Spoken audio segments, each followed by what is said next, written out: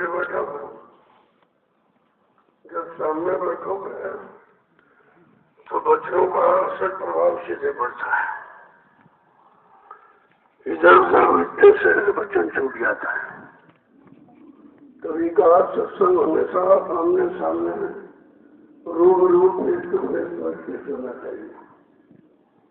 जब सुनोगे तो कुछ समझ में आएगा आपके भाई ये वचन क्यों फरमाए जा रहे हैं, इनकी मानव जीवन में क्या आवश्यकता है, संत महापुरुषों ने सत्संग क्यों जारी किया, इसकी जरूरत जीवों के लिए क्यों समझी। ये सब जानकारी तब आप सुनोगे तुम्हारी समझ में सब आ जाएगा। सत्संग ही तो कलयुग के जीवों का मूल आधार है।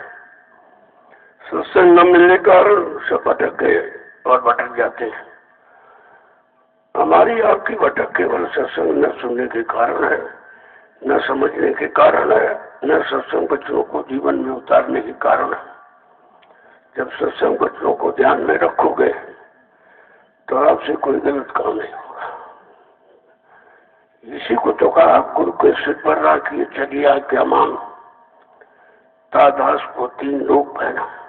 कितना बड़ा लाभ, 3 लोग में तुम्हारा कोई कुछ नहीं कर सकता है अगर तुमने गुरु को सिर माथे रखा, उनके वचनों को हमेशा समझो कि सामने रखे। जब वचन सामने रहेंगे तो बुरा कैसे होगा, ये मन बुरा पाप कैसे करेगा। जहाँ सत्संग से अलग हुए तो ये फौरन काल के घेरे में चला जाता है। यही तो मन की कमजोरी है। इसी कमजोर मन को आपको कुछ नहीं करना, न इधर न उधर देखना ताकना झाँकना, कुछ नहीं, न किसी को अनजाना समझाना, अपने मन को समझा लो कि ये थोड़ा सा उधर से हट जाए और इधर गुरु वचनों में लग जाए पकड़ के, तो जब हट जाएगा तो धीरे धीरे धीरे सब अपने आप ठीक होता चला जाएगा। ठीक करने के लिए तुम्हें कहीं से कुछ लेना नहीं है। वो वचन तुम्हें खुद ही बचा लेंगे, काम से, क्रोध से, लोभ से, मोह से, अहंकार से, ईर्ष्या राग द्वेष से, सबसे बचा लेंगे। वचनों का मतलब यही है, क्योंकि उन्होंने बचने का रास्ता बनाया है कि इस मन को कैसे बचाया जाए। तो सर्वप्रथम आधार रखा सत्संग वचन। सत्संग करो, सेवा करो, भजन करो। इस शैतानों को फुर्सत मत दो। कोई न कोई काम में इसको लगाए रहो। कोई काम न हो तो भजन पर बैठ जाओ, कान में उंगली डाल लो, लेट जाओ, बैठ जाओ, जैसे हो सके। किसी तरह से हमको मन की गिरागारी करनी है। अब मन के पीछे पड़ जाना है। अगर इसे पीछे पड़ गया तो बहुत जल्दी काम हो जाएगा और तुम कुछ भी यहाँ करते रहो लेकिन काम नहीं होगा, क्योंकि मन जब तक साथ नहीं देगा तब तक कुछ होने वाला नहीं। और ये साथ देगा नहीं क्योंकि काल का एजेंट है, काल की तरफदारी करने वाला, काल के भोगों में बसने वाला, रहने वाला। तो ये कैसे साथ देगा आपका। उसी की युक्ति महापुरुषों ने बता दिया कि सत्संग करो, सेवा करो और भजन करो। जय गुरुदेव, जय गुरुदेव, जय गुरुदेव, जय गुरुदेव, जय गुरुदेव। नाम किसका? प्रभु का। जय गुरुदेव। नाम किसका? प्रभु का। जय गुरुदेव। नाम किसका? प्रभु का। प्रभु का प्यारा नाम। जय गुरुदेव।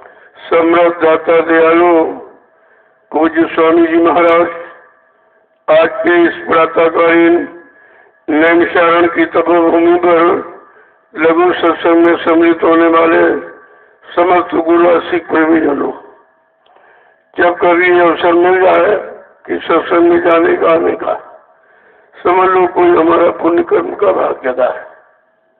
वैसे जीव आ नहीं सकता इधर, क्योंकि मन इसके लिए इधर के लिए तैयार नहीं होता, बड़ा बेरुख रहता है इधर आ जाता तब, क्योंकि उसको उधर का रस लगा, चाट लगी है और इधर अभी कोई रस आपको मिला नहीं है। क्योंकि रस पाने का जो तरीका है, जो विधि है, साधन है, वो तो आपने करते नहीं हो।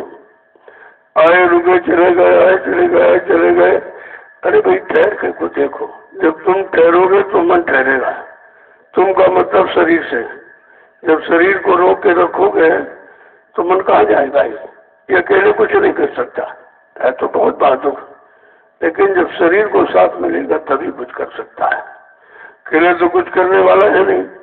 तो कहा चलो तुम्हारे बस का अगर मन नहीं है तो मन जाए तो जान दे, लेकिन कस के राख शरीर। पतरी उतरी पड़ी कमान से कभी न क्या लेते। महापुरुषों ने बहुत तरीके सरल से सरल जीवों के लिए रखे हैं कि चलो भाई ये भगनी की आदत पुरानी मन की है, ये बता रहा, कभी आपने रोका नहीं, कंट्रोल नियंत्रण किया नहीं, कोई लगाम आपने लगाई नहीं, तो ये बेलगाम हो गया है। लेकिन इसके लिए भी तरीका है कि बगैर शरीर को साथ लिए ये कुछ नहीं कर सकता। जब आप शरीर का साथ दो दो तो ये पाप और पुण्य गलत सब घटा देगा। तो कहा चलो कुछ नहीं कर सकते, शरीर तो तुम्हारा है, शरीर को कब्जे में रखो। अगर शरीर कंट्रोल नियंत्रण में बना रहा तो ये शैतान कुछ कर नहीं सकता। और शरीर जड़ है, शरीर कुछ करता नहीं, कराने वाला मन है, यही कराता रहता। ये बुरा काम, वो पाप काम, फिर बुरे और पाप कर्मों में लगा तो बार बार तुम्हें सजा दिलाता। क्योंकि वो उसको ये भी तो है कि मतलब यहाँ से चलना नहीं है। अगर उसको अपने घर की याद आ जाए तो बेचैनी हो जाए उसको नहीं। लेकिन अब तो भूल चुका कि मैं किधर से आया, किसके साथ आया, कौन मुझको साथ में ले आया, उसने हमारे लिए कुछ वादा संकल्प किया कि नहीं किया, ऐसा भूल गया है। यही इसको याद दिलानी है। जब जीवात्मा का संदेश इसके कान में पहुंचेगा, वो जीवात्मा कहेगी रे भाई मैंने तुमको साथी बनाया था और ये कहा था चलो हम तुम दोनों नीचे के लोगों को देख करके वापस चले आएंगे और हम तुमको बगैर साथ में लिए वापस नहीं आऊंगी। तो इतना बड़ा संकल्प तुम्हारे लिए, तुम बात ही नहीं सुनता है। वो बेचारा सुनता नहीं कुछ, क्योंकि भूल गया है। इसी को याद दिलानी है, भूले वो को अपनी याद दिलानी है, अपने घर मुकाम मंडल लोग की याद दिलानी है, जो जिसके साथ आया वो याद दिलानी है। तेरे लिए किसी ने कुछ संकल्प प्रतिज्ञा की, वो याद दिलानी है। इसी याद दिलाने का नाम तो सत्संग ही है, सत्संग। जब सत्य का संग करा दोगे तभी काम बन जाएगा, चाहे मन का हो, चाहे बुद्धि का हो, चाहे चित्त का हो। जब सत्य के साथ आप जुड़ जाओगे तभी झूठ उठ आने वाला। सत्य ही सच्चा मार्ग है और सत्य ही सच्चा मत है, और सत्य से ही हम अपने घर जा सकते हैं, दूसरा कोई रास्ता नहीं है। तो महापुरुष आए तो उन्होंने घर की याद दिलाई। अरे भाई तू कहाँ यहाँ फंसा? क्योंकि हम लोग तो भूल गए, हम तो इसी को अपना घर मकान ये मिट्टी वाला एक पत्थर वाला बना के रखा, इसी को मान लिया। और ये भूल गए कि इसमें कितने हमारे पूर्वज है वो नहीं रहने पाए, उनको छोड़ के जाना पड़ा, तो हम इसमें कैसे रह सकते हैं? तो हमारा नहीं है। अगर हमारा होता तो परमानेंट इसी में हम रहते, कभी नहीं जाते। तो ये सब भूल गया है, इसलिए उन्होंने गुहार लगाई, पुकार लगाई। क्या कहा कि धाम अपने चलो भाई, पराए देश क्यों रहना। अपने चलो भाई, पराए देश क्यों रहना। धाम अपने चलो भाई, पराए देश क्यों रहना। हमें अपने चलो भाई, पराए देश क्यों। जब संत सतगुरु आए इन्होंने याद दिलाई, और तो किसी ने याद दिलाई, न ऋषियों ने न मुनियों ने। वो खुद ही बेचारे फंसे पड़े, उनको खुद नहीं मालूम हमारा सच्चा घर कहाँ है। तो ये तपस्या तो किया, अच्छे शुभ कर्म किए, लेकिन ये याद उनको नहीं है कि घर जाने वाले कौन से कर्म है, घर हम किससे जाएंगे, ले जाने वाला कौन होगा, वो रास्ता कौन होगा, ये वो भी नहीं जानते। जिनको हमने सर्व सर्रा माना, जब वो नहीं जानते तुम किससे पहुंचेंगे? तो आकर उन्होंने खुद ही हवा लगा दी कि धाम अपने चलो भाई, पराए देश क्यों रहना। हमें अपने चलो भाई, पराए देश क्यों रहना। कहते तुम अपने घर चलो। अब जब सुना तो बड़ा आश्चर्य हुआ कि अपने घर चले कह रहे हैं, क्यों किसी ने तो बताया नहीं। कहते नहीं, ये तुम्हारा घर नहीं है, ये पराया यानी काल माया का देश है जिसमें हम रह रहे, उसको मृत लोक कहते हैं। इसी को संतों ने इसको सब लोग कहा है। तो उन्होंने तो बताया। अरे भाई, जो जानकार है, जानता वही तो बताएगा। जिसको सारे लोगों की जानकारी, सारे लोगों में आने जाने वाला है, वही तो हर लोग की बात बताएगा कि भाई तुम्हारा घर कहाँ है, और ब्रह्मा जी का कहाँ है, और विष्णु भगवान का कहाँ है, शंकर जी का कहाँ है, भगवान राम का घर देश कहाँ, कृष्ण का घर देश कहाँ है, देवी देवताओं का घर देश कहाँ, सब बताएंगे।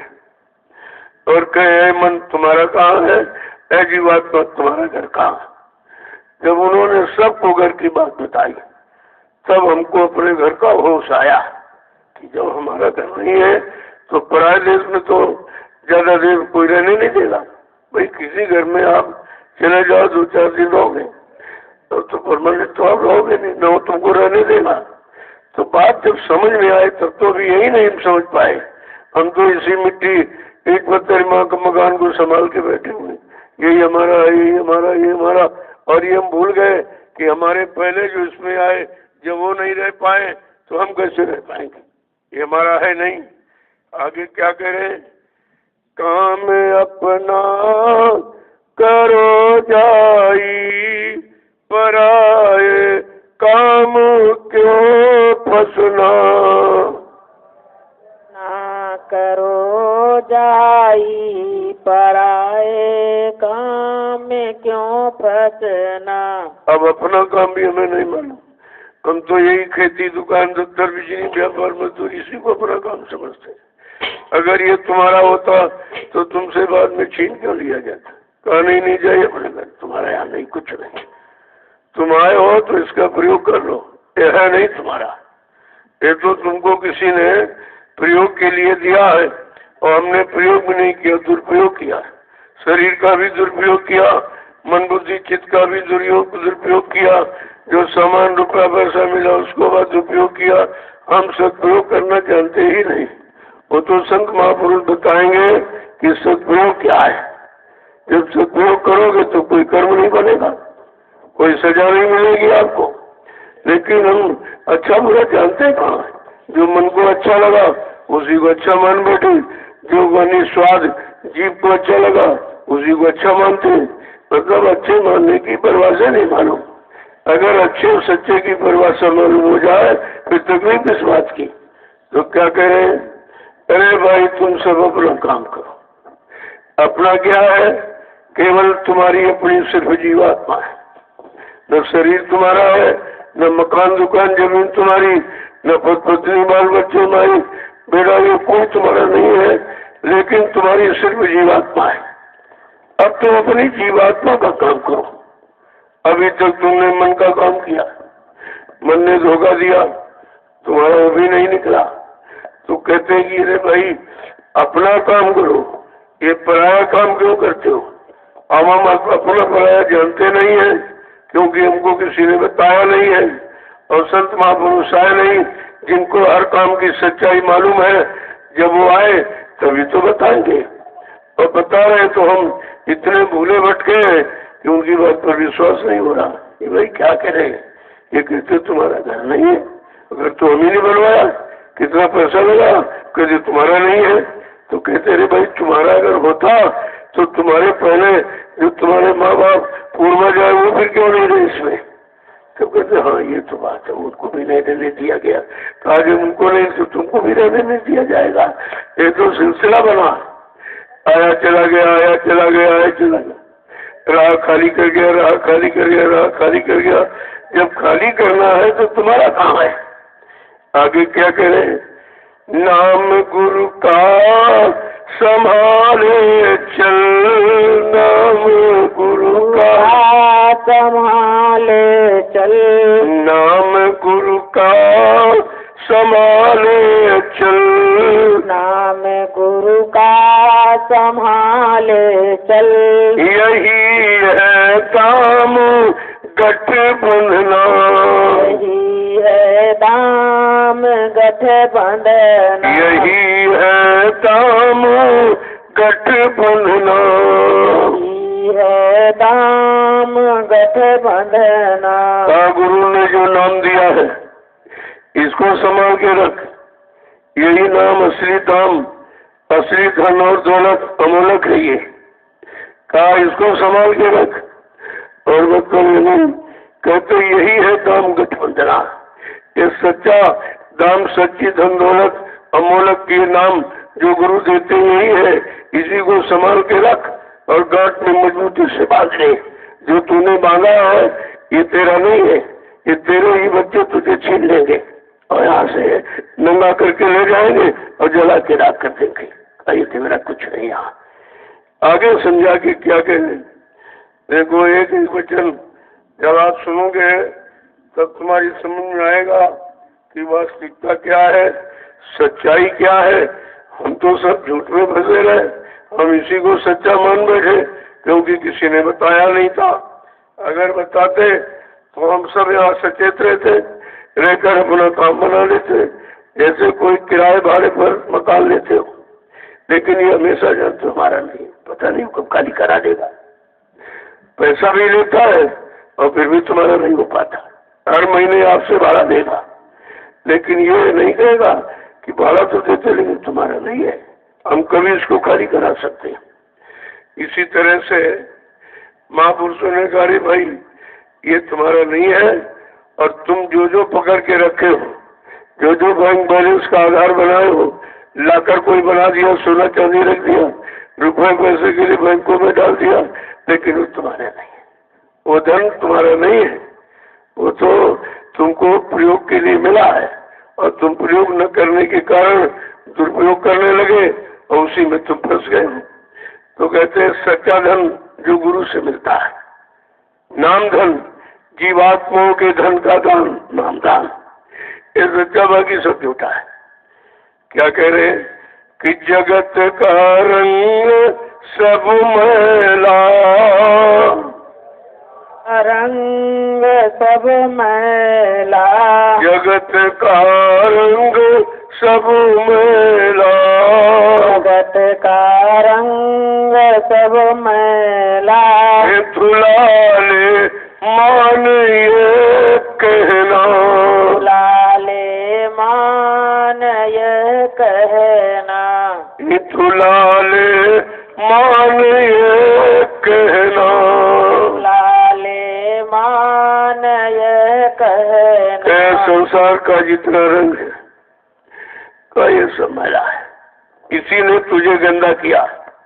काम ने, क्रोध ने, लोभ में, मोह में, अहंकार में, मान ने, प्रतिष्ठा ने, अधिकार में, इसी ने तुझको गंदा कर दिया है।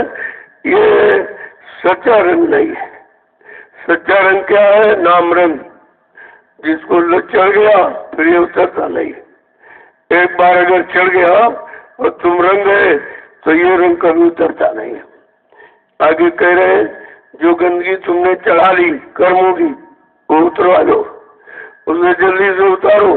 तुम तो नहीं उतार सकते हो, लेकिन संत महापुरुषों को मालूम है कि कौन सी गंदगी कर्म की तुमने कैसे चढ़ाई है। वही कर्म तुम्हारे से कराते हैं और सेवा का माध्यम बना के। अगर धन से तुमने शरीर को गंदा किया तो धन तुम्हारा सेवा में लेकर के परमात्मा में लगा देंगे तो तुम्हारी गंदगी उससे धुल जाएगी। अगर मन को गंदा किया तो मन सुमरन ध्यान भजन में लगा के पाक साफ निर्मल पवित्र कर देंगे। अगर तुमने कोई खान पान गंदा किया तो उसको तुम्हें सच्चा संदेश दे देंगे और तुमको अपने पास रख के बच्चों को सुना सुना कर वो भी तुम्हारी गंदगी उतार देंगे। अगर अन्न खा के कोई पाप किया है तो अन्न भंडारों में लेकर रोटी बनवाकर उन प्रेमियों को खिलाई जाएगी जो सेवा करेंगे, सत्संग सुनेंगे और भजन करेंगे तो भी तुम्हारी गंदगी उतर जाएगी। कहा धुला ले, ये अवसर मौका है, फिर कोई गंदगी धुलाने वाला उतारने वाला यहाँ न कभी आया है न कभी आएगा। आगे क्या कह रहे? भोग भोग संसार कोई दिन के भोग, सार कोई दिन के भोग संसार कोई दिन के, भोग संसार कोई दिन के, सहज में त्यागते चलना,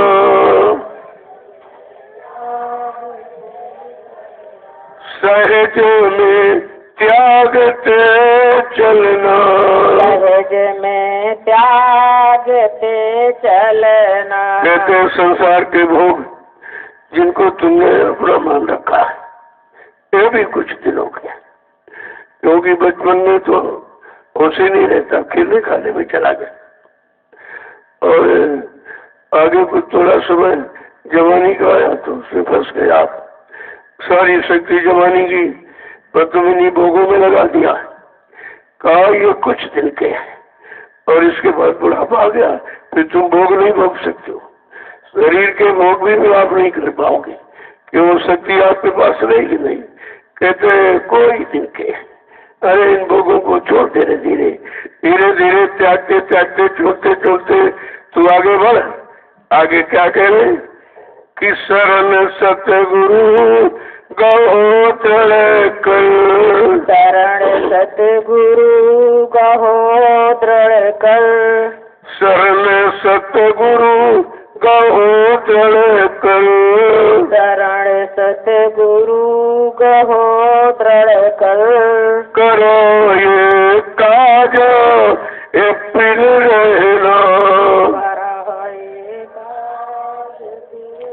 करो ये काज पिल रहना, करो फिर काज फिर रहना। ये भोगों की गंदगियां कोई नहीं उतार सकता, कितना पढ़ा लिखा बुद्धिमान धनवान बलवान हो, जब ऋषि मुनि योगियों ने नहीं उतार पाया, जिनको आपने भगवान का रामकृष्ण अवतार वो नहीं जब उतार पाए तो हम सब कलयुग के गंदे जीव जानते ही नहीं उतारना।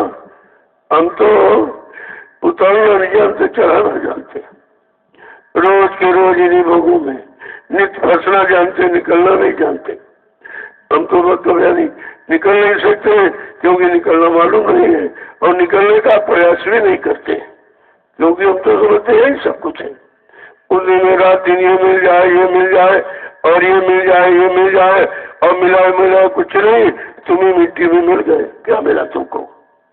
कहते हैं शरण सतगुरु को हो दृढ़, जो समय का सतगुरु आया है उसकी शरण को मजबूती से पकड़ो। अगर मजबूती से लोगों ने चरण शरण को पकड़ा होता तो आज ये गुरु परिवार में ये हाल नहीं होता। जो बेहाल हो गया फटे हाल ये नहीं होता, क्योंकि शरण की महिमा नहीं समझी, चरणों की महिमा नहीं समझी, बचनों की महिमा नहीं समझी, नाम युक्ति नामदान की महिमा नहीं समझी, सेवा की महिमा नहीं समझी। जब किसी चीज को आपने समझे नहीं तो फिर पकड़ के रखोगे कैसे? कहा इसलिए सतगुरु की शरण को दृढ़ कर रखो और किसी की शरण में जाकर तुम कुछ नहीं पा सकते हो।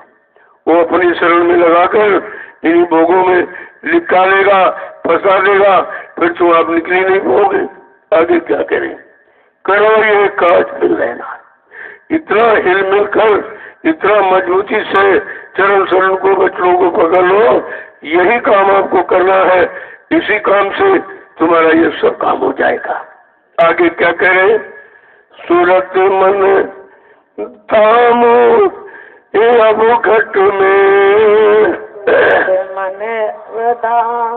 सूरत मन धाम अब घट में, सूरत मन थाम अब घट में, पकड़ धुन ध्यान इकट्ठर मना, पकड़ धुन ध्यान इधर गगना, पकड़ धुन ध्यान धर गगना। देखो कैसे समझा कि कह रहे कि केवल सूरत और मन, जीवात्मा और मन को थाम लो, क्यों ये अंदर है बाहर नहीं है। तो बाहर तुम इधर तो भटक रहे, किसी ने कहा मंदिर में है, मुसलमान कहता मस्जिद में है, सिख कहता गुरुद्वारे में है, ईसाई कहता मतलब नहीं गुरुद्वारे में, उसमें चर्च में है, और सिख कहता गुरुद्वारे में, लेकिन मिला किसी को नहीं। अरे होता तब मिलता। ये तुम्हारी झूठी आस्था, झूठा विश्वास, झूठी श्रद्धा कैसे काम आएगी। तो कहते हैं सूरत और मन, इसको थाम लो के रखो, ये घट में है, इनको घट में संभाल के रखो। जब ये जब सूरत के साथ मन हो जाएगा, भोगों से हटकर उसके साथ हो जाएगा, तो वो घसीट के ले जाएगी, क्योंकि वही लाई थी वही ले जाएगी। तो क्या कहने, पकड़ धुन ध्यान घर गगना। वो ध्वनि, वो आवाज, जैसे यहाँ कोई बुलाता भर से भरते चले जाते, क्योंकि मन शरीर को ले जाता आवाज में।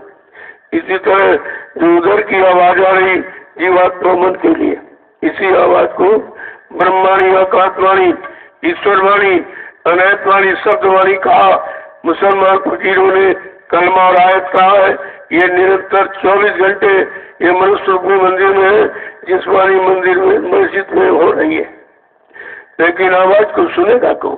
कहते कान सुनता है, लेकिन कान तो बंद है। जीवात्मा का कान भी बंद है, आंख भी बंद, नाक भी बंद है, ना वो सुन रही, ना मतलब यानी देख रही, और ना ही कोई खुशबू बदबू कहीं एहसास कर पा रही। देखो कैसे समझाती। जैसे शरीर में आपके 2 कान है, 2 मतलब कान है, और 2 आंख है, और 2 नाक के सुराख है। अगर ये बंद हो जाए तो कुछ दिखाई सुनाई देता आपको। इसी तरह जब दिखाई सुनाई नहीं देता है तब आप खोज करते हो, अरे भाई कोई डॉक्टर वैद्य हकीम मिल जाए जो इसका जानकार हो। हमारा कान खराब हो गया, हमारी आंख खराब हो गई, ना खराब, इसको ठीक कर ले, तब तुम उसकी तलाश करते हो। अच्छा कोई सच्चा जानकार अनुभवी मिल जाता तो ठीक कर देता। लेकिन जीवात्मा के बारे में कभी सोचा कि जीवात्मा जब से आई है उसका आंख कान नाक संबंध है, तभी वो बेचारी उधर न कुछ सुन पा रही न उधर मुड़ पा रही। जब कुछ सुनाई दे तभी तो मुड़ेगी। कहते ये बताओ जीवात्मा का आंख कान कहाँ से खुलेगा? यहाँ उसका जानकार, उसका अनुभवी कोई वैद्य डॉक्टर हकीम है? कहते हाँ है। क्या बताया संतों ने? गोस्वामी जी महाराज ने रामचरितमानस के उत्तरकांड में सारे प्रश्नों का उत्तर दिया। जितने भी प्रश्न आपके जीवन के हैं सारे प्रश्नों का उत्तर है और सारी समस्याओं का समाधान। लेकिन आपने उत्तरकांड कभी पढ़ा नहीं, पढ़ाने वाला कोई मिला नहीं, सुनाने वाले बांटने वाले तो आपको मिले, लेकिन करने कराने वाला कोई संत सदगुरु नहीं मिला, इसलिए वो भी काम आपको छूटा रह गया। तो कहते कि कौन खोलेगा? कहते सतगुरु वैद्य वचन विश्वासा, संयम ये न विषय की आशा। अगर सतगुरु भी वैद्य मिल जाए और उनके वचनों पर तुम विश्वास कर लो और उन पर विश्वास करो तो उनके पास जीवात्मा आंख कान नाक खोलने की रसायन जड़ी बूटी औषधि है, वो लगा के ठीक कर देंगे। तो कहा ये मानव जीवन का फिर ये सुधार कौन करेगा? आत्मा का उद्धार कौन करेगा? ये भी बताया कि कर्णधार सतगुरु चरणावा और दुर्लभ काज सुलभ कर पावा। अगर अपने जीवन का जिसने मार्गदर्शक पथ प्रदर्शक डायरेक्टर सतगुरु को बना लिया का उसका ही काम आसान से हो गया, आसानी से हो गया काम। अगर सब लिखा पढ़ी घर में तुम्हारी रखे और न तुमने देखी पढ़ी न किसी से पूछा और इसके जानकार भी नहीं कोई, और कांड सब बताएंगे लेकिन ये आत्मा का कांड नहीं बताया है। ये आत्मा का कान नाक जो बंद पड़ा है जिसके कारण न वो जा पा रही है न समझ पा रही है, ये काम इसका कौन करेगा? कहा सतगुरु करेगा। कर्णधार सतगुरु चरणावा दुर्लभ पार सुलभ कर पावा। जिन्होंने अपने मानवीय जीवन का मार्गदर्शक पथ प्रदर्शक डायरेक्टर सदगुरु को बनाया है, उनके पास उसकी दवा है, जीवात्मा के आंख का नाक खोलेगी। वो रसायन जड़ी उनके पास है और यहाँ किसी के पास नहीं। मैं कोई भी बता दिया भाई किसके पास, इसका हकीम डॉक्टर कौन, ये भी लिख दिया ताकि किसी जीव को शंका ना हो, इधर उधर अटक भटक न जाए, कहीं को भटका लेगा भरमा लेगा, है उसके पास कुछ नहीं और तुम भी नहीं जानते, वो भी नहीं जानता, दोनों अंधे हो, दोनों बहरे हो, तो कौन किसकी सुनेगा, कौन किसको देखेगा। आगे क्या कह रहे हैं, फंसे तुम जाल में भारी, फंसे तुम जाल में भारी, फंसे तुम जाल में भारी, फंसे तुम जाल में भारी, अब बिना इस युक्ति नहीं छूटना, बिना इस युक्ति नहीं छूटना, बिना इस युक्ति नहीं छूटना, बिना इस युक्ति नहीं छूटना। कहा तुम इतने ज्यादा गहराई में चले गए, फंस गए हो कि तुम बिना सदगुरु के द्वारा दी गई युक्ति नाम की, ये नाम की युक्ति के बिना कोई रास्ता नहीं। जब नाम डोर शब्द डोर फेंकेंगे और उसको तुम पकड़ लो तो निकाल लेंगे आप। तुम कितनी गहराई में चले जाओ, कहीं फंस गए हो, वो सब आपको निकाल लेंगे। कहा जब वो भक्ति की डोरी फेंकेंगे, नाम की डोरी। आगे क्या कह रहे हैं, देखो सब कुछ बता रहे हैं, जानकारी दे रहे। गुरु अब दया कर कहते, अब दया करें कहते, गुरु अब दया कर कहते, गुरु अब दया कर कहते, माने बात चित धरना, माने बात चित धरना, मान ये बात चित धरना, मान यह बात चित धरना। आज हम आपको फंसा देखकर और कहते बहुत दिन हो गए कोई निकाला नहीं इनको, और ये यही सब फंसे पड़े हैं। जब गुरु ने अपनी दया की, कहते हैं मैं अपनी दया से निकालूंगा, और किससे का नाम डोर पकड़ा कर, ये शब्द डोर नाम डोर पकड़ा कर तुम जहाँ फंसे पड़े हो, निकल नहीं पा रहे हो, उस भोगों के दलदल से मैं तुमको निकालूंगा, नाम डोर शब्द डोर को पकड़ा कर। कह रहे मान ये बात चित्त धरना, इस बात को तू समझ ले, अपने चित्त में धारण कर ले कि और तुझे कोई निकालने वाला नहीं है, न किसी ने की आज तक किसी को निकाल पाया, क्योंकि निकालने का अधिकार भी किसको है और निकालने की युक्ति साधन उपाय किसके पास है। तो अब क्या कह रहे हैं कि गुरु अब दया कर कहते, देख लिया सब फंसे पड़े, कोई आया नहीं, किसी ने दया की नहीं, किसी ने निकाला नहीं। कहते जब सतगुरु आए तो वो दया कह के कहते हैं अरे भाई तुम बहुत गहराई में चले गए, तुमको कोई निकालने वाला आया नहीं, चलो अब मेरे बच्चों को मानो, जो मैं कहता हूँ उसको सुनो और उसको मानो और चित्त में इसको धर लो कि इसके अलावा और कोई निकालने वाला नहीं है और किसी के पास निकालने का उपाय नहीं है। आगे क्या कहें कि भटक में क्यों उम्र खोते, भटक में क्यों उम्र खोते, भटक में क्यों उम्र खोते, भटक में क्यों उम्र खोते, कहीं नहीं ठीक तुम लगना, कहीं नहीं जीत को लगना, कहीं नहीं ठीक तुम लगना, कहीं नहीं जीत तुम लगना। इसलिए तुम सारी उम्र अटक और भटक भरम में क्यों खोते हो। यहाँ से भटक भटक भरम, न कोई निकालने वाला, न कोई भ्रम दूर करने वाला, सब लोभी लालची है, वो तुमको अटका भरमा लेंगे अपने लोभ लालच की पूर्ति के लिए। तो कहते हैं कहीं नहीं ठीक, तुम्हारा यहाँ कहीं ठिकाना नहीं, कोई ठिकाने पर तुम्हें लगा नहीं सकता है, क्योंकि ये ठहर ठिकाना किसी को मालूम नहीं है कि जीवात्मा कहाँ की रहने वाली है और मन कहाँ का रहने वाला। ये दोनों कैसे अपने मंडल मुकाम पहुंचेंगे का ये तो ठिकाना किसी को मालूम नहीं है। बसो तुम आए नैनन में, आए नैनन में, बसो तुम आए नैनन में, बसो तुम आए नैनन में, सिमट कर एक ही होना, सिमट कर एक यही होना, सिमट कर एक ही होना, सिमट कर एक ही होना। कहा तुम क्या करो, सदगुरु के नैनों बसा लो। जब आदमी सदगुरु बच जाएगा दूसरे के लिए जगह नहीं रहेगा। तुमने जिनको जिनको आंखों में बसाया है और जिनको जिनको कानों से सुनकर पकड़ा है, यही तुम्हारा भूल भरम है। इसी में अटके बटके हो, जबकि जिनको बसाया वो तुम्हारा नहीं और जिनको सुनाया वो भी तुम्हारे नहीं। वो तो सब अपने लिए, अपने लोभ लालच किए तुम्हें बसाया है।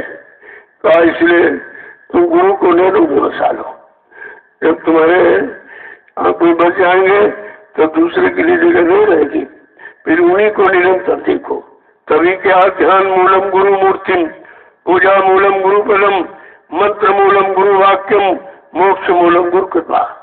सब गुरु ही और कुछ है ही नहीं यहाँ, क्योंकि और कोई ऐसा देवता चलता फिरता बोलता चलता यहाँ है ही नहीं। केवल मृतलोक मंडल का सच्चा देवता, सच्चा माली भगवान गुरु है, जो तुम्हारे लिए आया, तुम्हारे लिए वचन फरमाता है, तुम्हारे लिए युक्ति बताता है और कहता तुम जल्दी से इतने शरण चरण को पकड़ लो, मैं तुमको तुम्हारे घर पहुंचा दूं। ये हमेशा का झगड़ा झंझट खत्म हो जाए। क्या कह रहे हैं, जब सिमट कर एक हो जाओ, एक जगह केंद्रित हो जाओगे, कहा भाई तब तो कुछ होगा। और तुम इधर जागते हो उधर जागते हो, शायद ये काम कर दे, शायद ये हमारा ही भला कर दे, कोई तुम्हारा भला नहीं है। सब तुमसे अपना भला कराएंगे, अपना स्वार्थ हल करेंगे और तुम्हारी शक्ति को खराब कर देंगे। समय और उम्र सब इसी में चली जाएगी, मिला मिलाना कुछ नहीं। जब उनको नहीं मिला तो तुमको कैसे मिला देंगे। आगे क्या कह रहे, दुइये दूर हो जावे,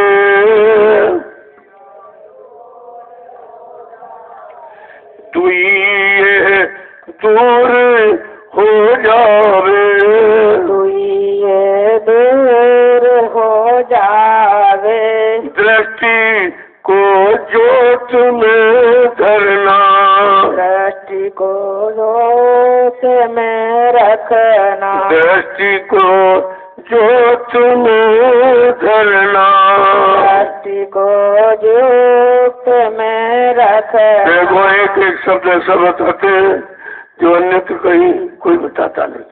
किसी ने देखा नहीं तो बताएंगे क्या, किसी ने पाया नहीं तो तुम्हें कैसे मिलाएगा, जो कभी गया नहीं तुम्हें कैसे ले जाएगा। कह रहे कि ये दुविधा दूर हो जाए, जो हम दुविधा लिए बैठे, शायद ये काम कर दे, शायद ये काम कर दे, यही साथ में जीवन चला गया और किसी ने किया नहीं। कोई करने वाला होता तो करता, ये तो फंसाने वाले मिले, आपको फंसा लिया। लोभ लालच में झूठा प्रेम यानी दे करके तुम्हें फंसा लिया। ये फंसाने वाले हैं सब, निकालने वाला कोई। और सबने अपने स्वार्थ हल किया और बाद में धक्का मार दिया। और अभी तक नहीं तुम समझ पाए हो कि तुम्हारा यह कोई नहीं। धीरे से अपना काम बनाओ, कर्म कर जाओ, उतारो, अपने घर की तरफ चलो। तुम्हारा केवल सदगुरु और कोई नहीं है, जो इधर का भी यानी मतलब काम बनाएंगे और उधर आपको ले जाएंगे। इधर पाठ साहब निर्मल पवित्र करेंगे, सत्संग सुना के सेवा में लगाकर सुमरन ध्यान भजन करा के यहाँ तुम्हें पाठ साहब निर्मल पवित्र करेंगे और घर पहुँचाएंगे। और तुम्हारा है कोई नहीं। तुम अपनी दृष्टि अपना देखना, ये जो है वो ज्योत में रखो। जो प्रकाश की बात वो कहते कि अंदर में लाइट उजाला प्रकाश है, वो अनवरत है, वो कभी कम ज्यादा नहीं, वो घटता बढ़ता नहीं है, बिल्कुल एक समान रहता है। जब उस ज्योति में दृष्टि को लगा दोगे तो इधर का देखना सुनना बंद हो जाएगा। कभी कहते हैं कि साधना बैठो वहां कान बंद करो, इसका मतलब वहां कान का कोई काम ही नहीं। आंख कान का काम इधर उधर कोई काम इनका नहीं। ये आंखें न उधर को देख सकती न इधर को सुन सकती। वो सुनने के लिए जीवात्मा में एक कान है और एक नाक है देखने के लिए। सब उधर मसाला बना हुआ, जैसा इधर शरीर में वैसे उधर। तो उसने फंसाने के लिए नकली बना दिया। ये आंखें लगा दी और एक कान लगा दिए और नाक लगा दिया कि ताकि इसी नाक कान में फंसा रहे, उधर आंख कान नाक में न फंसने पावे कहीं, नहीं तो निकल जाएगा, फिर हमारा सब काम बंद हो जाएगा। आगे क्या कह रहे हैं? श्याम तज सोच को गहना, श्याम कर सूत में गहना, श्याम तज श्वेत को गहना, श्याम तज श्वेत को गहना, सूरत को तान धुन सुनना, सूरत को तान धुन सुनना, सूरत को तान धुन सुनना, सूरत को तान धुन सुनना। लता जो अंधेला है इसको छोड़, उधर से प्रकाश हुए थे, एकदम पक है, लाइट है, जैसे सफेदी यहाँ कहीं नहीं। कहा उधर जब आँख खुलेगी तो उस स्वच्छ प्रकाश को देखेंगे जिसमें बड़ी शीतलता है। यहाँ ज्यादा लगातार भारी प्रकाश हो तो तुम्हारी तिलमिला जाती है, वो मतलब खराबी हो जाती। लेकिन उधर का प्रकाश जो है का वो श्वेत है। तभी तुम ये जो लाल मतलब प्रकाश देते तो उस बल्ब को कहाँ बंद करो, कहा रेडी लगा दो सफेद, इससे आंख नहीं खराब हो। यहाँ भी मसाला बनाया लोगों ने, ऐसा नहीं है, लेकिन यहाँ बनाया है, वहाँ बनाया है। वहाँ कुछ आपको बनाना नहीं, कहीं से ले आना नहीं, और रुपया पैसा कोई खर्च करना नहीं, वो तो व्यवस्था से बनी बनाई। कहते श्याम को छोड़, श्याम माने काला, श्याम माने अंधेरा, काले इसको छोड़, उधर श्वेत प्रकाश को पकड़। सब उधर श्वेत ही श्वेत है, बिल्कुल व्हाइट एकदम पक। आगे क्या कह रहे हैं देखो कैसे समझा रहे हैं कि सूरत को तान धुन सुनना, जीवात्मा को खींच करके तान करके एक जगह पर मतलब यानी रखकर कहा वो ध्वनि को सुनो, जो ध्वनि उसको अपने घर ले जाने वाली है, कहा उन्हें तान के सुनो। आगे क्या कह रहे? बंक के द्वार धस बैठो, बंक के द्वार धस बैठो, बंक के द्वार धस बैठो, बंक के द्वार धस बैठो, त्रिकुटी जाय कर लेना, त्रिकुटी जाय कर लेना, त्रिकुटी जाय कर लेना। देखो कैसा राज खुलते, ये राज कहीं नहीं, न वेदों में न पुराणों में न गीता में, और न मतलब यानी जितने भी बार में लिखे हैं काले अक्षर में, उनमें ये चीज नहीं है। ये है शब्द रचना और यहाँ है अक्षर रचना। हम लोग अक्षर पढ़ते हैं, शब्द को जानते नहीं। अक्षर पढ़ा जाता तब समझ जाता और शब्द सुना जाता। कितना अंतर है, इतना मीठा है, इतनी मिठास शब्द में है। जब वो जीवात्मा का कान खुल जाएगा, उस मिठास के आगे फिर आप कोई चीज पसंद नहीं करोगे। ये अपने आप से, अरे अच्छा मिल जाने के बाद बुरा तो छूट ही जाता, बड़ा मिल जाए तो छोटा आप सोचा से छोड़ दोगे, लेकिन मिले तब तो आगे क्या करें।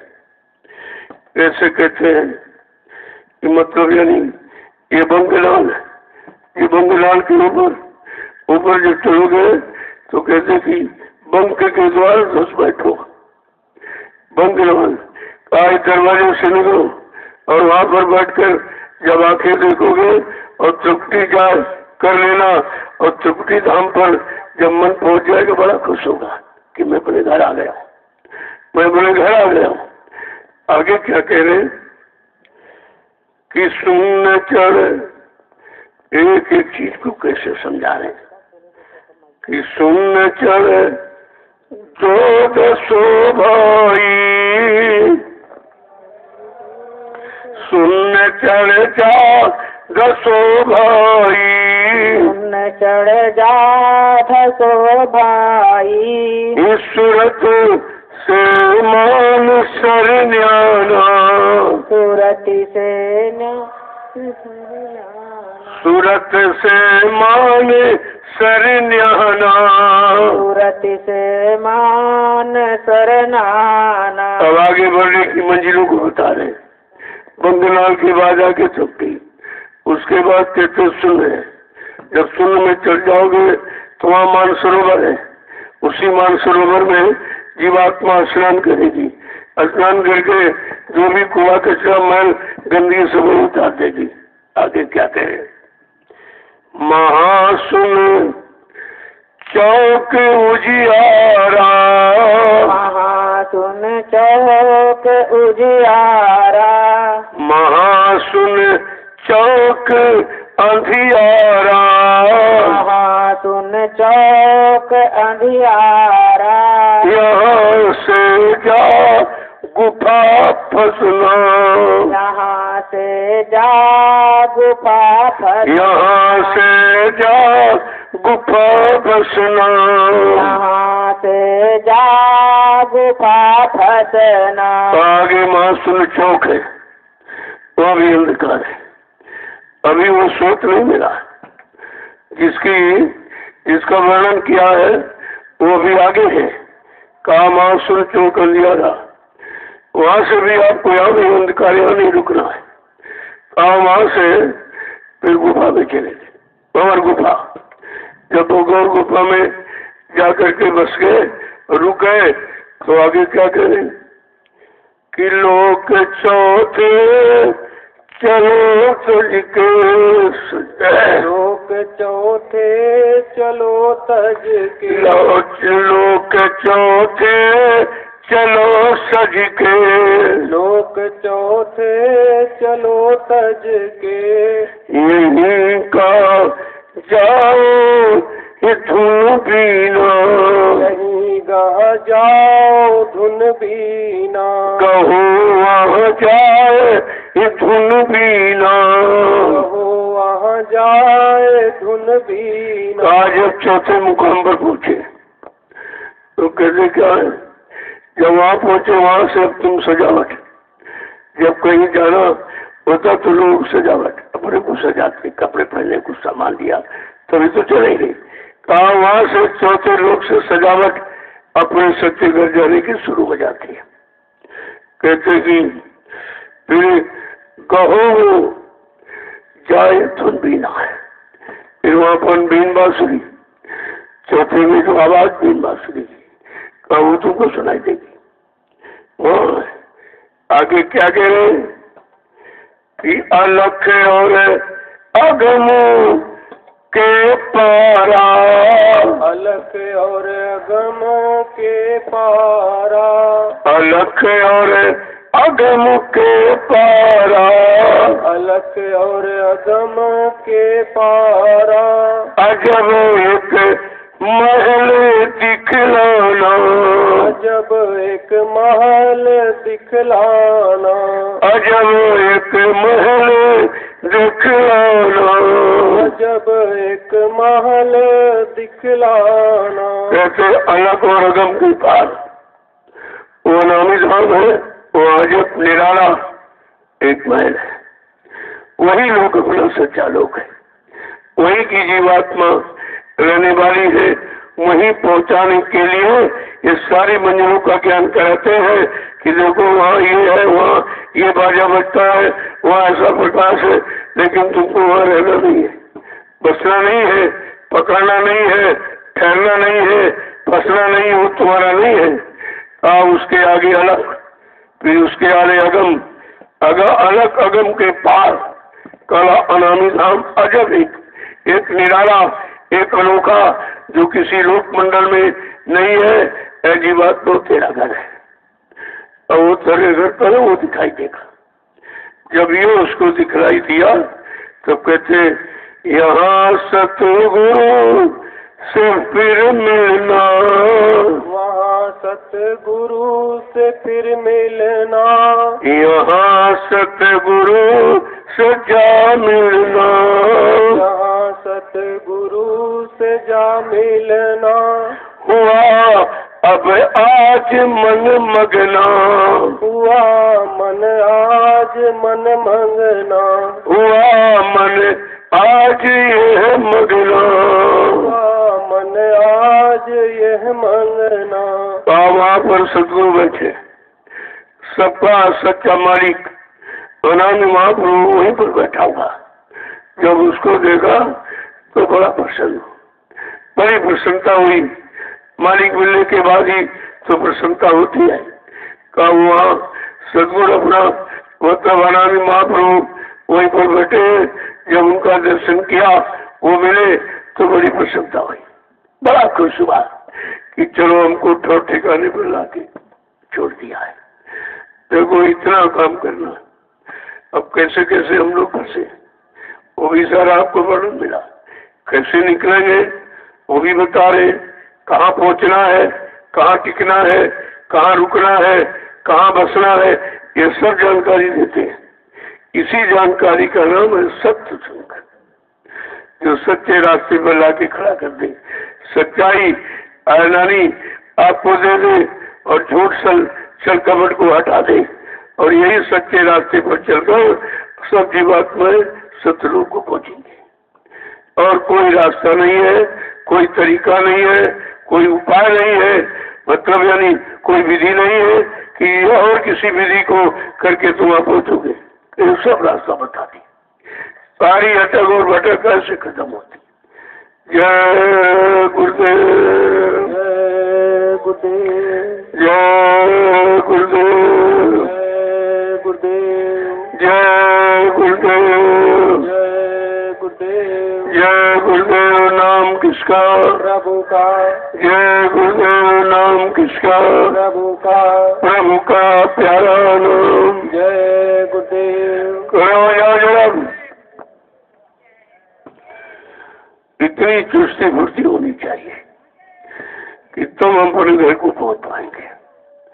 बड़ा आलस है, बड़ा प्रमाद है, बड़ी अटक है, बड़ा भ्रम है, बड़ी शंका है, ये सब तो विनाश की जाए और यही आगे बढ़ने नहीं देगी। इन्हीं से हमें आपको मुक्त होना है, इन्हीं से अलग होना है, और तब कहीं हम अपने सच्चे मुकाम मंडल को जा पाएंगे। है तो बहुत दूर, बहुत ऊंची है, लेकिन ले जाने वाला जब साथ हो जाए तो कुछ दूरी नहीं, सब दूरी नजदीकी में बदल जाती है। सारी परेशानी हैरानी ये सब सुलभ हो जाती है। तो लेकिन यही तो सही बात है।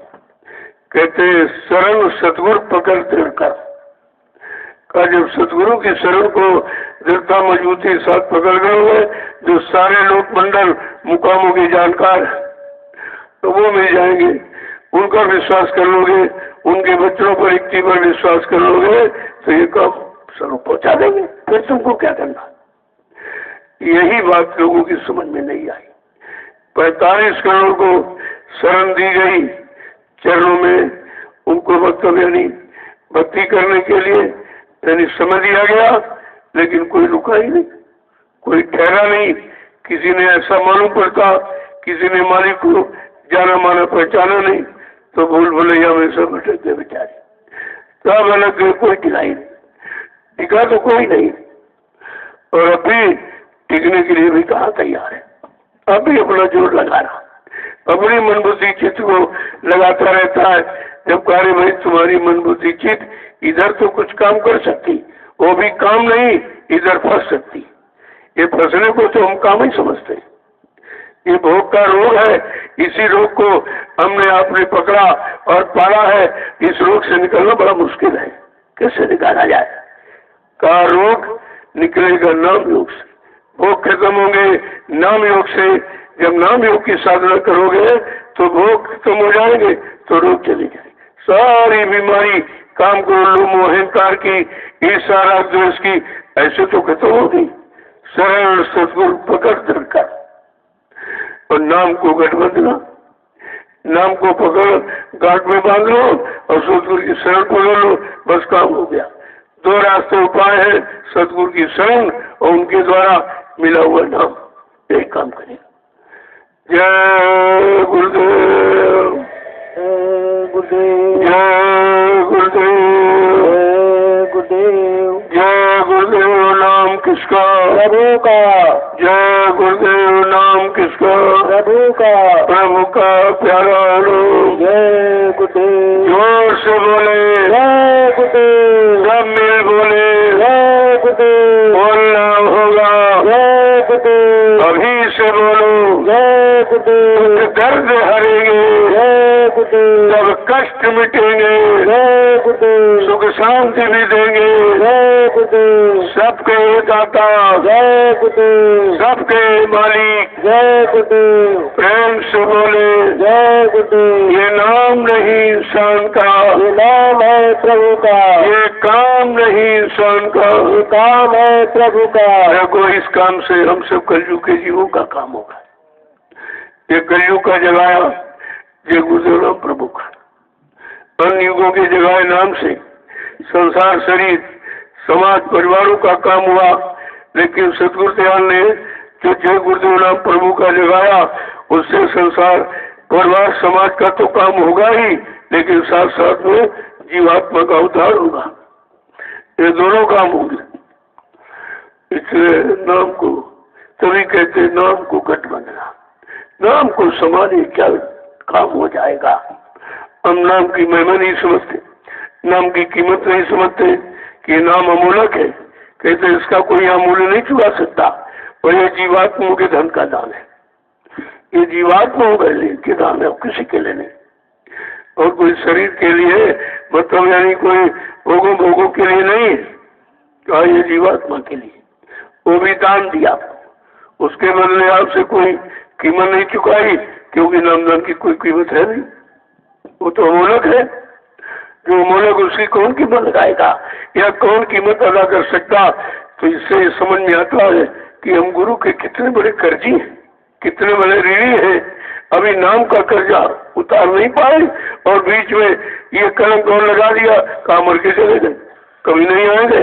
ये कलंक और लगा दिया और बेचारों को भी नहीं पता है कि हम किस पर कलंक लगा रहे हैं, वो कौन है। हमारे सारे यानी जन्मों के कलंक को, मैल को जो धोने के लिए, उतारने के लिए आया, आज हम उसी पर कलंक लगा रहे हैं। इतनी भी समझ जीव के अंदर नहीं रही, क्योंकि उसने सत्संग वचनों को तो सुना लेकिन पकड़ा नहीं, वचनों को अपना आधार नहीं माना, वचनों पर पक्का विश्वास नहीं किया, तो इसलिए उसे भटक गए बेचारे। जय गुरुदेव, जय गुरुदेव। हमें थोड़ा बाहर जाना है, इसलिए शाम तक लौटाऊंगा। जल्दी कोशिश करूंगा कि आपको प्रसाद शाम को मिले, इसलिए थोड़ा सा जल्दी, इसके लिए क्षमा चाहता हूँ।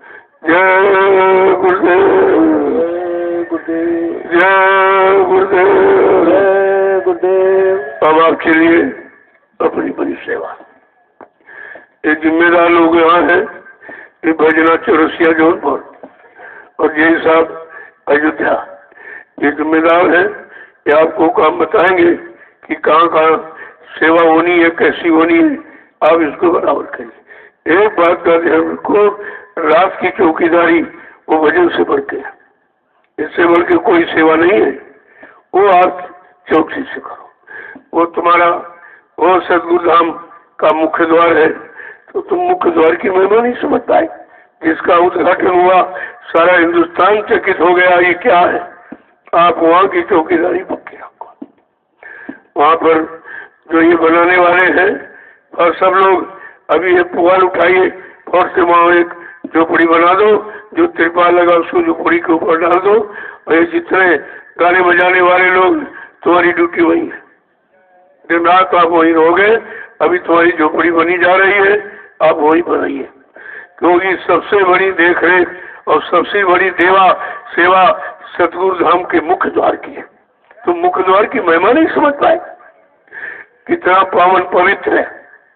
वहां पर रहकर आप भजन कीजिए बैठकर, देखिए मतलब है नहीं। और वहां पर आगे दूसरी सी बैरिकेडिंग बना दिए, इधर एक और दो, एक उधर दो, और दो बांस ऐसे से बांधो की रात्रि में कोई प्रवेश न ले, और सुबह होना हटा दिया करो। जब कोई आना जाना हो तब वैसे बराबर लगा रखिए। कोई इधर उधर का वो मुख्य द्वार है, उसमें कोई इधर उधर के लोग नहीं आएंगे जाएंगे। कोई शराबी कभी आएगा तो मुख्य द्वार की महिमा रहेगी। आप ये जिम्मेदारी क्यों नहीं समझते हो? इतना बड़ा उद्घाटन का तौर तरीका आपको करके दिखाया गया, फिर भी आप इस द्वार की महिमा नहीं समझते हो। यही द्वार तुम्हारे लिए सच्चा द्वार है। इसलिए ये जितने गाने बजाने वाले हो, तुमको ये सेवा का अवसर मिला है, तो फट से जो झोपड़ी बनाने वाले वहां का प्रोग्राम तैयार कर दीजिए। ये 5 फुट का लंबा पुआल आपके पास, वो बना दीजिए, तिरपाल वहां लगाए, उसको ऊपर डाल देना, और बस वहीं से आप लोग रहिए। तुम्हारा आवाज, तुम्हारी तपस्या, तुम्हारी सेवा हुई है। बात को समझा करो।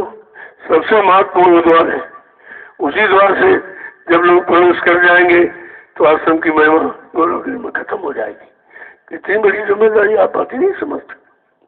और बाकी वो उधर जो गोदाम वोदाम बना है, ये गुप्ता जी आप तुरंत अपना सामान उठाइए, वहीं पहुंचिए, पूरी देख रेख आप चौकसी क्या रखिए।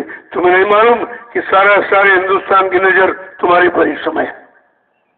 सब ये समझ रहे आखिरकार बात क्या है। सब मौन हो गए, कोई नहीं बोलता है, न आसन न भाषण न अपचन न प्रवचन, ये सब समाप्त हो गए। आखिरकार 88,000 ईस्वी की तपोभूमि से ये समय की आध्यात्मिक आवाज क्यों लगती है, ये विचार करना चाहिए आपको। लेकिन तुम्हारी समझ में कुछ ही नहीं आता। इतने दिन सुनते सुनते हो गए, मैं रोज सुबह शाम आपको बताता सुनाता हूँ, सदगुरु दयाल से बच्चों से अवगत कराता हूँ, फिर भी आपकी समझ में नहीं आता। जय गुरुदेव, जय गुरुदेव। जय साहब आज आप नहीं जाएंगे क्योंकि मैं आज जा रहा हूँ, आप यहाँ नहीं है, कल आप जाएंगे। आज नहीं जाएंगे आप, क्योंकि थोड़ा जरूरी काम है जाने के लिए, तो ठीक है, लेकिन कल आप जाएंगे। तो जल्दी से ये काम वहाँ झोपड़ी बनवा दीजिए, और तुम्हारा आज से ही वहाँ निवास होगा। तुम जितने लोग हो फट से वहाँ अपना झंडा डंडा एकदम चुस्त फुर्त से रहो आप। और ड्यूटी 4-4 लोग, मतलब यानी शाम को रात्रि में 4-4 लोग 2-2 घंटे जगो, तो तुमको नींद भी पूरी हो जाएगी और सेवा भी सबको मिल जाएगी। सेवा भी सबको मिलनी चाहिए, ऐसा रास्ता निकाला जाता है कि कोई व्यक्ति सेवा से वंचित न जाए, क्योंकि भजन आपके बस का नहीं है। अगर सेवा से काम हो जाए तो इससे बड़ा और सरल कौन सा उपाय, तुम बातें नहीं सोचते हो। जय गुरुदेव, जय गुरुदेव। देखो भंडारे के लोग सेवा तो भंडारे की करते, लेकिन रात में थोड़ा सा अपना भी सहयोग दो, तो ये भी सेवा। कोई सेवा का खाता आपका खाली न रहे, इसमें आप दाखिल हो। हर खाते में आपकी सेवा होनी चाहिए, ये भी बहुत बड़ी चीज है। तो ये सबकी जिम्मेदारी है रात की सेवा की। विशेष देख रहे ये 2 दरवाजे जो आपके गेट बने हैं, इन पर जो लोग बैठे हैं उनको 2-2 घंटे का मौका दीजिए। आप वहीं पर आग जला ले, अपना बैठे। सतरी आपकी व्यवस्था है, ऐसा नहीं है। अगर इनके पास जो रात्रि सेवा करते हैं कोई कम्बल अम्बल कपड़ा नहीं है, उसे मैं व्यवस्था कर रहा हूँ, सब आपकी व्यवस्था हो जाएगी। लेकिन आप बहुत चौकसी के साथ, तुम्हारी पूरे हिंदुस्तान की नजर तुम्हारे पर है, तो इस बात को गहराई से आप सोचिए थोड़ा। उस श्रृंखलता में मत कोई बात नहीं, गंभीरता में लो। जय गुरुदेव, जय गुरुदेव, जय गुरुदेव, जय गुरुदेव। इसलिए आप लोग चलो बड़ी बड़ी सेवा में।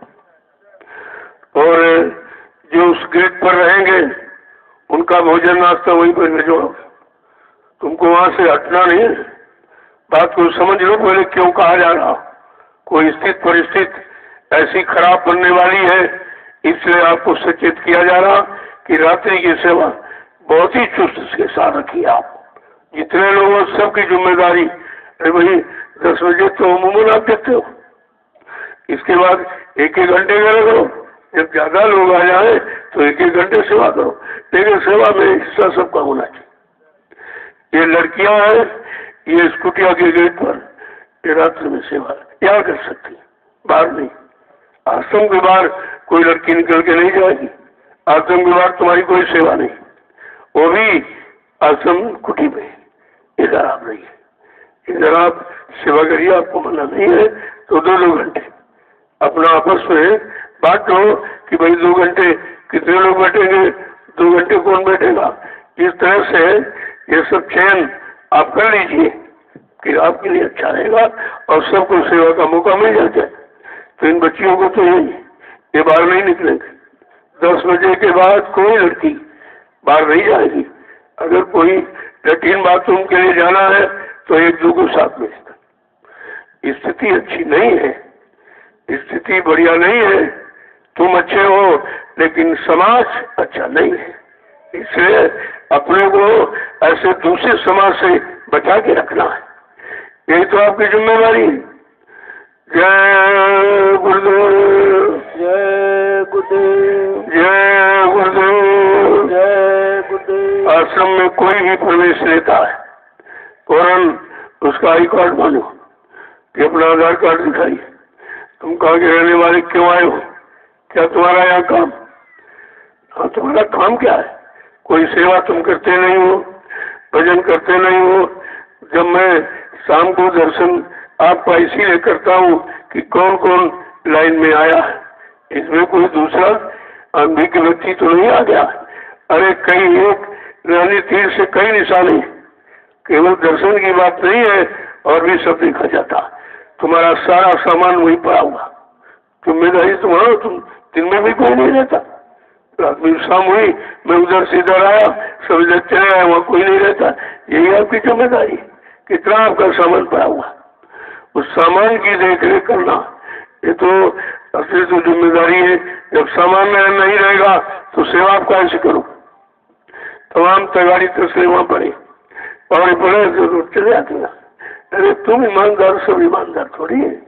तुम अच्छे हो लेकिन समाज अच्छा नहीं है, इसलिए उसे बचने के लिए, अपना सामान बचाने के लिए आपको स्वयं पूरी जिम्मेदारी निभानी है। ये किसी को ऊपर नहीं छोड़ना, खुद करो और खुद उसका लाभ उठाइए आप। जय गुरुदेव, जय गुरुदेव। जल्दी से वहाँ झोपड़ी बना दीजिए, जिम्मेदार लोगों पहुंचिए आप। ये हुआ कुआं सब ले जाऊंगा, फौरन मतलब यानी बना दीजिए बड़ा सा, और ये सब कोई नहीं है। और शाम को यानी रात्रि में जब मैं वहाँ से दर्शन करके आपको आता हूँ तो फौरन वहीं से आपकी ड्यूटी शुरू हो जाती है। बस ज्यादा लोग 2-2 घंटे बांट लो। फिर वही 4 बजे के बाद तो घंटा संग लगी जाता है, प्रार्थना पाठ वही करोगे। या तुमने तो यहाँ नहीं आओगे, तुमको इधर आना ही नहीं।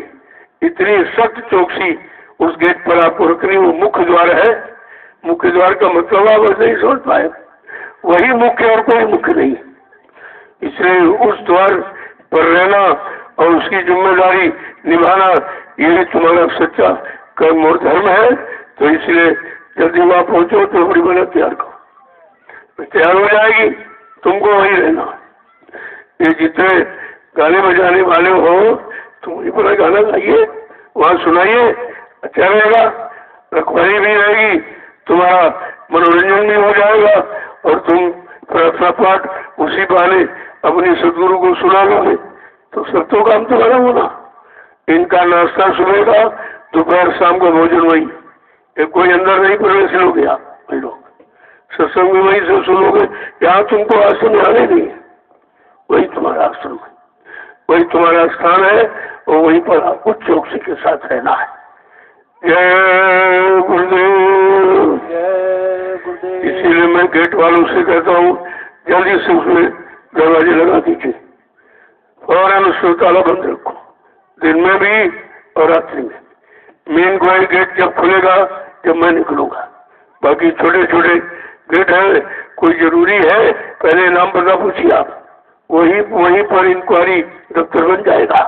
वही एक बड़ा सा कमरा बनवा दूंगा और बस वही वहां पर पूछताछ कार्यालय वही रहेगा, खोया पड़े सामान का कार्यालय वही रहेगा, और उसी में जो 11 एक टोली आती जाती रहेगी, एक टोली आवास निवास वही करेगी। बहुत जल्दी से व्यवस्था होगी, अभी हो रही है। जय गुरुदेव। लेकिन चारों तरफ घूमना देखना ही बहुत जरूरी है। ऐसा थोड़ी ये ख्वाहिश हो गया फिर मिलेगा क्या आपको? यहाँ खाने सोने के लिए नहीं आए हो, यहाँ सेवा के लिए आए हो, तो ये तो सेवा सरल है। उड़ाया झंडा डंडा और 10 आदमी 12 टोली जाएगी, सब बाहर अकेला एक व्यक्ति नहीं जाएगा। टोली फौरन ले जाओ और जब तक 4 इधर 4 उधर, इस तरह तो बंटवारा कर सकते हो।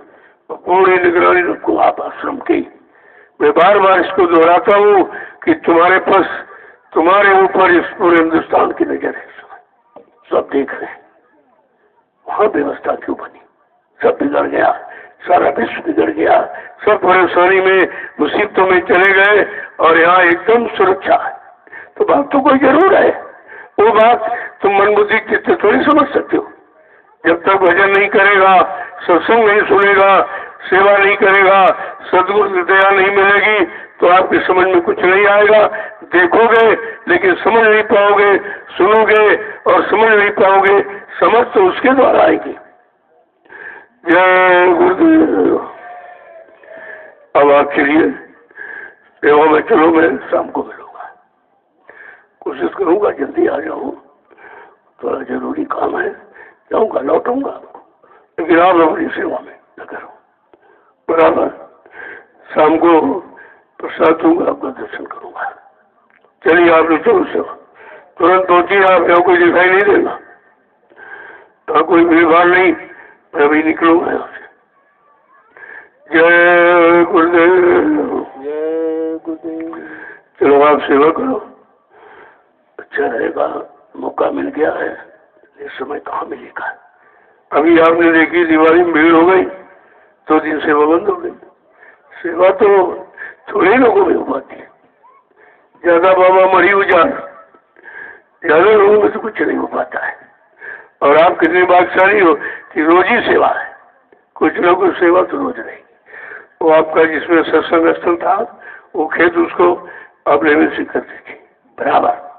ये महिलाएं सब पहुंचे वहां, एक एक बांस ले लीजिए आप, उसको बराबर ऐसे से लेने कर लो और जुटा करके कल लो परसों लो, उसमें जो बो दिया जाएगा गाय के लिए चारा हो जाएगा, बढ़िया रहेगा सब। जय गुरुदेव। जो कोई काम नहीं कर पा रहा, कोई सेवा तो फट से कहता जा।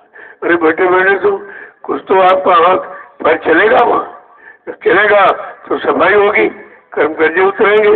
और कितना बड़ा काम कि आपने देखा सत्संग स्थल, कितने लोगों ने बच्चे सुने। अब ये गाय उसका चारा पाएंगी तो गौशाला की सेवा आपकी जुड़ जाएगी, यहीं से सेवा शुरू है। तो इसको आप फौरन लेवल करिए और करके कल या परसों इसको बुआ दिया जाएगा, क्योंकि समय भी है और हो जाएगा तो ठीक रहेगा। और आसपास उसके बैरिकेटिंग भी बनानी है, कोई जानवर आके फसल को नुकसान न करे। तो अभी लोग लकड़ी लेने जाएंगे, जो लकड़ी लेने जाएंगे बहराइच से, तो उनको सूचना दे दो कि भाई कुछ बांस आप तैयार करके उसी गाड़ी पर लोड करा दें, ताकि बैरिकेटिंग बन जाए।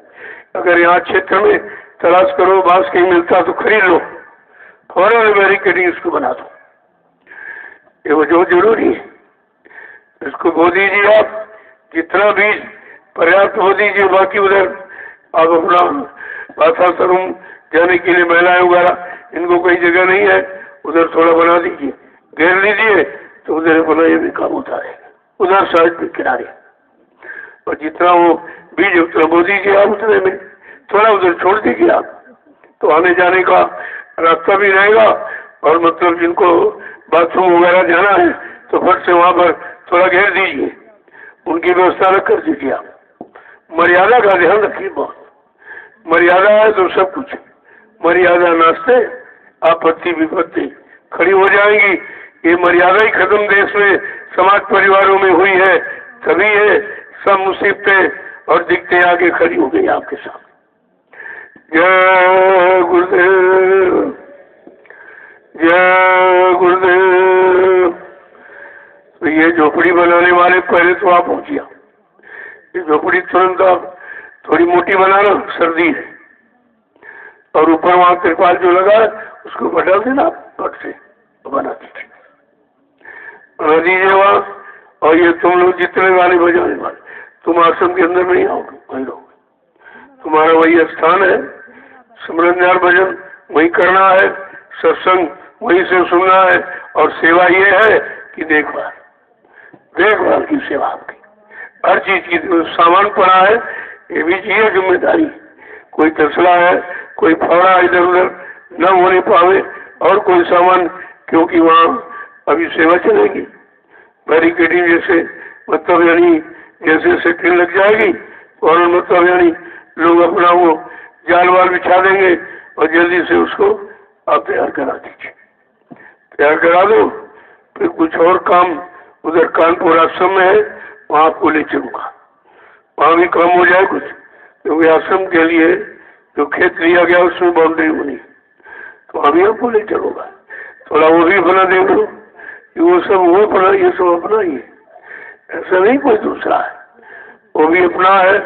वहाँ का भी इशारा बहुत पहले हुआ था, कई बार कहा गया कानपुर कानपुर कानपुर, बात लोग नहीं समझ पाए, नहीं समझ पाए, और कहा कोई छोटी मोटी जगह मतलब यानी बना दो, अच्छा रहेगा, आगे भविष्य के लिए सब सेवाएं खा चाट के मर के चले गए, खत्म भी सब हो गए। तो मैंने सोचा कि चलो भाई वो इतने दिन से कहा जा रहा, तो उसके आदेश का पालन हो जाए, तो फट से वहाँ 2 वर्ष में आश्रम का निर्माण हो। वो भी आप देखिए, वो भी आपका आश्रम, वो किसी और का नहीं है, वो आपका है। उसके भी देख रेख समय समय पर कुछ प्रेमी वहाँ भी रखे जाएंगे जिनको भजन करना है उस आश्रम पर, और कोई काम नहीं। थोड़ी बहुत अपना क्यारी बना लो, अपने लिए सब्जी सब्जी बोलो, वहाँ समर लगा हुआ है, ऐसा नहीं, व्यवस्था हुआ सब है, लाइट वाट बिजली सब, 4 लैट्रिनें बनी है, नहाने धोने के लिए, भंडारा चलाने के लिए एक कमरा बना हुआ है, सब सामान भंडारे का वहाँ रखा है। तो कुछ लोग अपना भजन वजन जिनको करना है हमारे नहीं लगेंगे, वहाँ चले जाएंगे, वहाँ की देख रेख जरूरी है, वो भी आदेश पर ही निर्माण हुआ है। ऐसे में कोई काम करता नहीं, जब मुझे कोई प्रेरणा मिलती है या हुक्म आदेश मालिक का होता है तो फिर से वही आपको बता देता हूँ कि चलो आप ही लग जाओ, सब पैदा हो जाए, सब आदेश का पालन कर ले। यहाँ तो काम ऐसा ही होता है, अपनी मनमुक्ता में यहाँ कोई काम नहीं होता, मनमुक्ता में होता तो इतनी जल्दी विकास नहीं होता है। जो 1 साल में सब ताजुब करते आते देखते कहते 1 वर्ष में हमने, हाँ 1 साल में, 1 साल में दया बरसी है, वो दया से काम हुआ है, वो किसी से नहीं हुआ है। उसको आप देख लीजिए, मथुरा में जो 60 वर्ष में कितना हो पाया था, 1 वर्ष में इतना। जरा ये भी तो देखिए कि अगर उतना समय यहाँ दे दिया जाए, वहां से 10 गुना हो जाएगा, 10 गुना। और ये सच्चा स्थान है, पाक सा पवित्र। अरे मथुरा तो कंस की नगरी है, राक्षस नगरी है, कह रहे तुमने धर्म नगरी कह दी। वो तो भगवान कृष्ण को धर्म लाने के लिए कितनी हत्या और हिंसा और खून खराबा करना पड़ा, तब वहां पर हुआ था, तब हुआ था। लेकिन इसीलिए लोग गंदगी को समझ नहीं पाए और ये भी सब गंदे हो गए, ये भी सब गंदगी फैलाने लगे। तो मैंने कहा चलो एक पाक सावस्थान का निर्माण हो जाए। यहाँ के लिए ये इशारा था कि कलयुग यानी सतयुग के अंकुरण यहीं से निकलेंगे। जब सतयुग का अंकुरण होगा तो अंकुरण कोई आसमान में तो नहीं होगा, आधार तो जमीन ही है। तो उसी संकल्प को, उसी वचन की पूर्ति के लिए आपका निर्माण हो गया। कितनी जल्दी हुआ, ये है दुआ। इसका मतलब सतयुग लाने के लिए बहुत बेताबी हो रही, लेकिन कलयुग बीच में आड़े हाथ आ रहा है और आप भी कलयुग में भी खड़े हो, सतयुग की तरफ चलने बढ़ने के लिए तैयार नहीं हो रहे हो, तो देर तो इसी बात की, वहाँ कोई देर नहीं, मेरे इधर से अगर सब लोग सच्चे अच्छे ईमानदार चरित्रवान जल्दी से हो जाओ तो जल्दी से चुका जाए, माहौल यानी व्यवस्था बन जाए। व्यवस्था के लिए सब चाहते, अच्छा समाज हो, सच्चा समाज हो, अच्छा परिवार हो, अच्छा पति हो, अच्छी पत्नी हो, अच्छे सच्चे बच्चे हो, अच्छा धंधा व्यापार चले, सब अच्छा ही चाहते हो। लेकिन अच्छे कर्म नहीं करोगे तो अच्छा कैसे मिलेगा? ये तो कर्म के द्वारा, और कर्म खराब है, चाहते अच्छा। कितने लोग आए अच्छाई सच्चाई नहीं समझ पाए और बेचारे चले गए। मैं तो किसी को भगाता नहीं, तुम ऐसे कर्म करके खुद ही बच जाते हो, मैं क्या करूं? मैंने कहा भाई तुम हमारी चोरी, मेरे पास कुछ है नहीं, मेरे पास अंगूठी वो तुम चुरा नहीं सकते हो, बाकी सब आपका दिया हुआ। जो भी रुपया पैसा है या मतलब आप दे रहे हो, मैं इकट्ठा करके तो रखता नहीं, क्योंकि मेरे पास तो कोई बैंक बैलेंस तो मैं करता नहीं हूँ। सब रोज का रोज आप पर लग रहा, आपके सामने लग रहा है। लगाने वाले है, इनसे आप मिल लीजिए, यही व्यवस्था कर रहे नहीं। मैं केवल देख लीजिए करता हूँ कि भाई गलत जगह मैं प्रयोग नहीं होने दूंगा।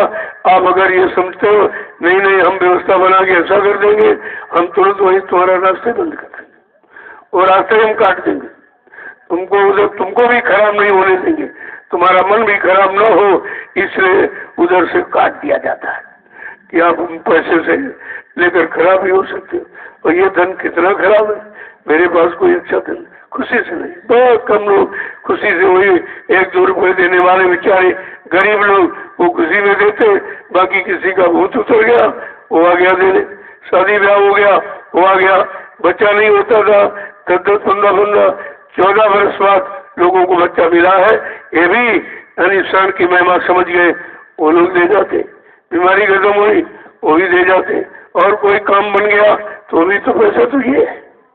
तो इस पैसे को मैंने कहा खराब है, आप इसका प्रयोग मत करना। लेकिन अब जिनका स्वभाव आदत बनी हुई है पुरानी मथुरा की, तो कुछ न कुछ हरकत करते ही रहेंगे। लेकिन वो बेचारे ये नहीं समझते वहां तुमने किया तो क्या मिला, और यहाँ करोगे तो क्या मिलेगा, या कहीं करोगे तो उससे कुछ मिलने वाला। वो तो जो मेहनत मशक्कत यानी मतलब की कमाई तुम्हारे काम आएगी, बाकी तुम्हारे काम कुछ आने वाली नहीं, यानी संपत्ति भी चली जाएगी और तुम्हारा बुद्धि का विवेक भी खत्म कर देगी। कितना बड़ा नुकसान होता, दोहरा नुकसान। तो लेकिन हम समझ नहीं पाते, तो उसके लिए अरे रात दिन तो सत्संग हो रहा, वो सत्संग कभी सुनते नहीं। ऐसे लोग सत्संग में कभी नहीं बैठते। जब मैं बाहर सत्संग करता था तो अंदर बना वो अच्छा भोजन भंडारे बनवाते थे, मतलब यानी कोई सो रहा है, कोई उधर भोजन अच्छा बनवा के खा रहा, कोई उधर अपनी योजना यानी मीटिंग कर रहा, लेकिन सत्संग में सुना कभी न कभी भजन किया न कभी सेवा की, तो फिर मिलेगा क्या? जो 3 रास्ते आपको देने के लिए बनाए गए कि सत्संग करो, सेवा करो, भजन करो, अरे भाई 3 में से कोई तो रास्ता चलो आप, 3 में से कुछ नहीं। अपनी योजना, अपनी व्यवस्था, अपनी बुद्धि का मतलब यानी जोश दिखाने आए और खाली होके चले गए, कुछ नहीं मिला। अरे दरबार है, इस दरबार से तुम ले सकते हो, दरबार को तुम दे नहीं सकते हो। ये जो आप सेवा दे रहे हो ये भी तुम्हारा परमार्थ बनाया जा रहा, तुम्ही को उसके बदले दिया जा रहा, कुछ लिया नहीं जा रहा यहाँ। इस लेन देन को भी समझिए। जय गुरुदेव। अब आप चलिए सेवा में, मैं शाम को आपसे मिलूंगा। अब बीच में नहीं कोई, मैं उधर बाहर निकल रहा हूँ, थोड़ा सा बाहर जाना है, शाम तक वापस लौटूंगा, तब तक आप सेवा करिए। मैं आपसे मिलूंगा वहां पर आकर, तो रोज ही मिलता हूँ, इसमें क्या बात। जय गुरुदेव।